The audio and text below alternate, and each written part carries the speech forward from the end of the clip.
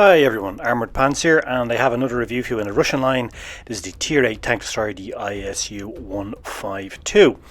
And as always, we will have a look at the tech spec, and we will do that using blitzhanger.com. Now, before we go into that, this is an iconic World War II tank or tank destroyer. 4,500 were produced approximately. It served on the Eastern Front mainly. Later on, few served in the Manchurian campaign. You can see here it was a formidable machine. Huge gun, different gun options here. You see the shorter stubby 152 cannon on the front, and you saw the longer 152 gun on the previous picture. Here we see Russian officers consulting a map before the ISU-152. Here we see one in its winter garb on the Eastern Front. This is after Operation Bagration, one of the biggest operations of World War II on the Eastern Front, which smashed German Army Group Center. I recently read a book, by the way, Panzer Ace, which is about a German tanker, Commander Ace Panzer tanker in Second World War. He received one of the first Tigers on the Eastern Front. Here it is, Richter Freiherr von Rossen. And interestingly, he describes the tactics of the Russians when they faced the Tigers. Even with the ISU-152, when the Germans were advancing, they would actually let the Tigers pass because they were afraid of bounces and take out the Panzers behind with the weaker armour and then try to trap the Tigers in front. So, and actually, when faced with ISUs, they would just push straight onto them in the Tigers, confident in the armour of the German tank, of the Tiger, and its ability to outfire and have a more accurate gun than the ISU. That said, in Blitz, that won't happen. If an ISU gets you side on, you will be in big trouble if you're in a Tiger. Now, as I said, this is an iconic World War II Tier 8 TD. It's an excellent Tier 8 TD too. There's a choice of guns, which I'll narrow it down to two for you. There's the 122mm and the 152mm, and both are really good. The 152mm is a Tier 10 gun. It's long barrel, good gun handling for a 152mm gun. And then there's the 122, which you may have played on the SU-152 beforehand, and if so, then there's no reason why you can't play it on this too. Now, I played a 152 gun on this because I just like the bigger boom in Tier 8. Both guns have lower muzzle velocity, low muzzle velocity, but if you use supercharge, you will get that muzzle velocity up to 1144 meters per second. It is an ISU-152, so as I said there, why not use the 152 gun? It's actually quite reliable. It's not like the 152 gun on the Tier 7, the SU-152. It actually is pretty reliable, and it has decent gun handling. But really, there isn't a bad choice. I mean, the 122mm gun is certainly adequate for Tier 8. It has good pen on it, and you can do a lot of damage. But both of them have relatively low muzzle velocity. The 122 has better muzzle velocity, but still use supercharge and refined gun. Now, this tank, it actually has pretty decent traverse speed too. We just look here at the reload time on the 152 is 12.5 seconds, but on the 122 you see you've got a much faster reload, 7.54 seconds. So it's really up to you what you want to run, what you're more comfortable with. If you had great success with the 122mm gun on the Tier 7, then why not continue it on this? But the 152 gun, as I said, has much better handling than the 152 on the ISU because it's a long barrel gun, so it's quite accurate. So you can actually play that and play it very well, and you'll see in the game that we're going to look at, the gameplay, it's a mastery game using the 152mm gun, and you'll see some really interesting shots. Also, this tank is quite good at brawling, strangely enough, because it has pretty decent traverse speed. You can see here the traverse speed is pretty good. And it's also pretty fast, right? So it does over 40 kilometers an hour in a straight line. Has decent acceleration too. Now, you don't really have much armor, right? This in its real life was an ambush tank, and therefore it didn't really rely on armor. And in Blitz, it's the same, right? It's relatively weak armor. You can see here on the sides, you can get some decent relative armor numbers. So therefore, if you wiggle after you fire, reverse back, wiggle, you may get some bounces. In fact, you will get some bounces, but you can't really count on them.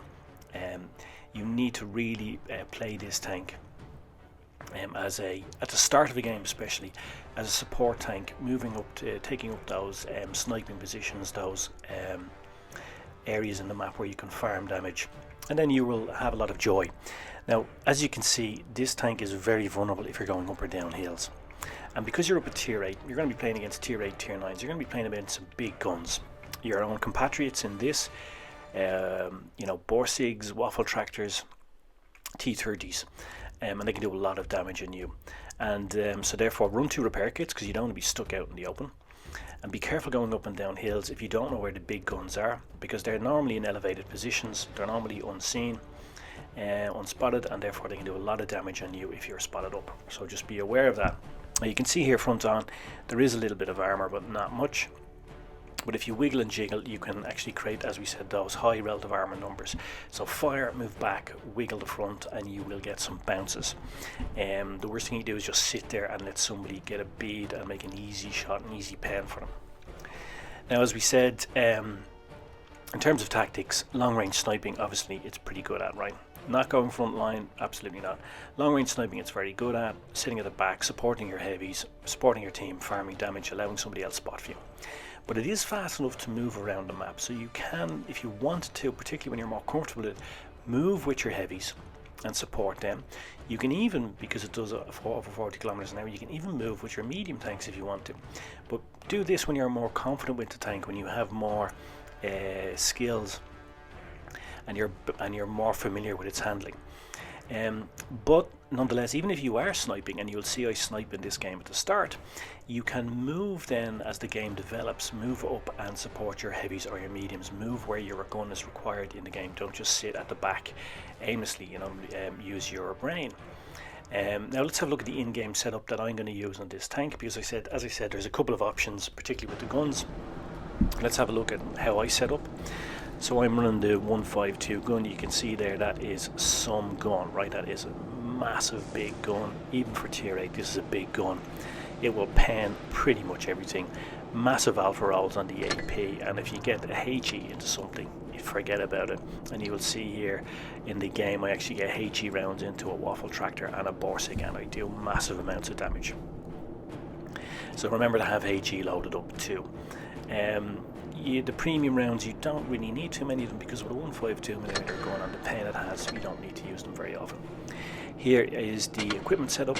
So I use gun rammer, I use supercharge, and I use refined gun. They're all the equipment you need for long range sniping, which is what you need to have a TD set up as. And here we have my ammunition loadout, as you can see. I run 2 repair kits, and I use adrenaline so that I can drop that when required. I said that this tank is also a decent brawler, and it's mainly because of its reverse speed, plus the size of the gun means that you can get shots in at really acute angles and pen even relatively heavily armoured tanks at close range. So let's have a look at this game. As we said, so it's a mastery game. It's on Port Bay. What I decided to do is check the setup, and what I'm going to do is I'm going to adopt a traditional TD position. I'm going to support my heavies as they move towards A. Going out into the open in this tank on the riverside is probably not a good idea given the setup that we have. I think we're going to get outgunned there. I'll get isolated out in the open and probably die. So I think the best use of my gun here is to move up to a traditional TD spot and see if I can support my team. So you can see that it was a good choice because the bat chat is also going up there to spot at A as well. So good decision not to go towards C at the opening of this game. And you know, it's not just about this tank destroy, this is about all tanks. You know, your decision making at the start, your assessment of the setup, assessment of the enemy tanks, particularly the fast moving tanks, they have lights and meds, and then where to go, what to do, often determines whether or not you win a game and if you have a good game. And that comes of course with experience and knowing the other tanks, knowing the other types of tanks, and anticipating possibly how the enemy might play and how the game might unfold. So you can see here I'm in traditional TD spot on this map at the back supporting A, and I should be able to remain unspotted for hopefully a large part of the game. Now you'll see here there's a shot coming up on this IS, and this is how good this gun is. Just look at this. 152mm, as I said, very different handling to the 152mm on the tier 7. This gun is really accurate, and you can do nice damage like that. And of course with supercharge, you're even increasing the accuracy and of course the possibility of penning. Look at this again, look at this shot. Bam! Straight through here. Really nice pen onto him. You saw I bounced a couple of shots there because I was moving around the front, but then when I'm side on, I'm easily penned. You see the difference there, and why it pays to, if you're front on, move around the nose of your tank. Coming around here to see if I can get into cover and then see if I can support my team. It's not really a brawl, it's kind of a pseudo brawl, a mini brawl, however you want to describe it here, but it does demonstrate the traverse speed of the tank. So you'll see I come around here, I'm actually able to put one, actually no sorry, I couldn't traverse quick enough to hit the bulldog, but I get one in here on him. I take one for my trouble, reversing back into cover now. Now you'll see how quickly the tank traverses. I'm moving, and I get a shot on him, and he gets killed before I get off the shot, but I really just wanted to illustrate that the traverse on this tank is pretty decent. Now he's going in for a kill on me. Gets a shot onto me, but look at this. This is how good this gun is. Just look at that shot. I have the smallest of targets, snap one off, clear him off. And it's also something to be aware of in terms of psychology of the enemy team. Nobody really wants to come front onto this tank because it is a monster of a gun and can do lots of damage, and you'll see another demonstration of it here. Aim up and just clear him off. Bam! Just look at that. Massive alpha roll, cleared off the waffle tractor.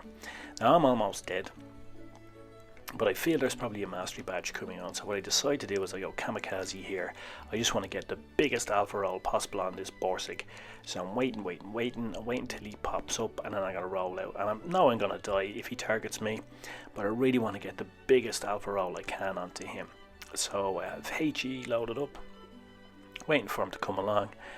Down he pops, and I just blast a massive alpha roll into him. There we go, over 900 damage, takes me up to almost 4.5k of damage myself, and that delivers the mastery badge. There we are, over 4.5k of damage, and that delivers mastery badge.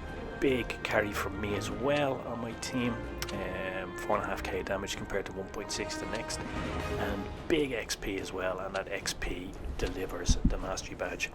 And there we saw the Conqueror taking him out, and that was a beautiful snapshot on him, and that's just how good this gun is, and why, if you're a red and sensible, you should not be pulling out in front of this gun if you've got any brains. There we go, mastery badge and high caliber delivered, and pretty good display, and also pretty good demonstration of the strengths of this tank. It's traditional sniping, tank destroyer position at the start, then moving up, then sort of getting into a sort of mini pseudo brawl, and then a demonstration of how good the HE rounds are on this and the big alpha rolls that can be done. There we are, over 1.25k of XP, which delivers the mastery badge, because as we always say, mastery badges are about XP and not necessarily about damage or kills. Now let's have a quick recap. So this is a good TD, really is, an excellent gun choices available on it, and neither is a bad decision, to be honest. Now you should look at the TD guide again though, because the skills that you will need are in there. For example, over really long distance you're going to need to know how to deflection shoot, for example. It's a tough competitor, it's a decent brawler as you saw. The traverse speed can take the enemy really by surprise in this tank. It's pretty mobile as we saw, and that mobility obviously lends into the good traverse. The 122mm gun has better reload and better handling, let's be honest about that, but the 152mm gun is something special. Bigger alpha rolls, and it has decent handling too for such a big gun, so no need to worry about that, as you saw in that game. You need to angle this tank, especially after you fire, to get those bounces. You saw there me getting 2 bounces, but then when I was side on, very easily penned. And you need to know how to use deflection shooting, as I mentioned earlier, especially over long distances. So if you have forgotten what it is or are not sure, go and watch the Tank Destroyer guide again, and there's some demos there. Use supercharge, get that on a 152mm gun, get that up to 1144 millimeters per second. Muzzle velocity, But you need to be aware of the weak points of this tank. It's not omnipotent, it has several. Really vulnerable at the sides and back, and going up and down hills you're really exposed and can be one-shotted by many of the big guns in tier 8 and tier 9, so please be aware of that. Don't go up and down hills if you don't know where the big guns of the opposition team are situated. Typical tank destroyer tactics work for this tank, but remember you're also fast and therefore you can relocate, you can go and support meds, go and support your heavies, or if you are using traditional tank destroyer spot, you can move as required, relocate when required to support your team, as I did in that game. You know, not sitting there aimlessly waiting to get blasted, but moving up, supporting my team, getting some extra kills. So basically use your head. So cheers Mush, thanks for watching, I hope you enjoyed it, I hope you found it useful, and I guess all remains for me to say is pants off.